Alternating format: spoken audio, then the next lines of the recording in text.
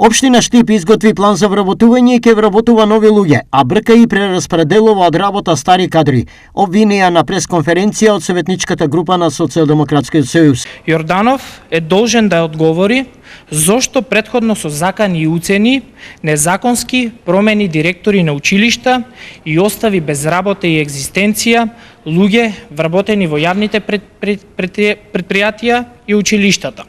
После дисциплинската постапка за командирот на територијалната противпожарна единица во Штип, со која не ја остварија целта, затоа што беше тенденциозна и неиздржана, револтирани преминаа кон друга одмазничка постапка, со што денес истиот тој добил решение за распределба на ново работно место, односно курир во општина Штип. Пресот на советниците од СДСМ од општината го оценија како блед обид за партиски напад.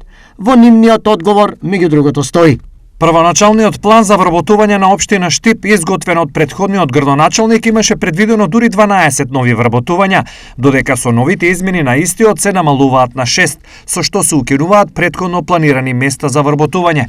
Територијалната противпожарна единица досега беше раководена на незаконски начин со незаконско решение, затоа општината формираше комисија за да ја утврди состојбата и да се исправи долгогодишната неправда која се случуваше таму, а беше посочена од независниот синдикат на пожарникари.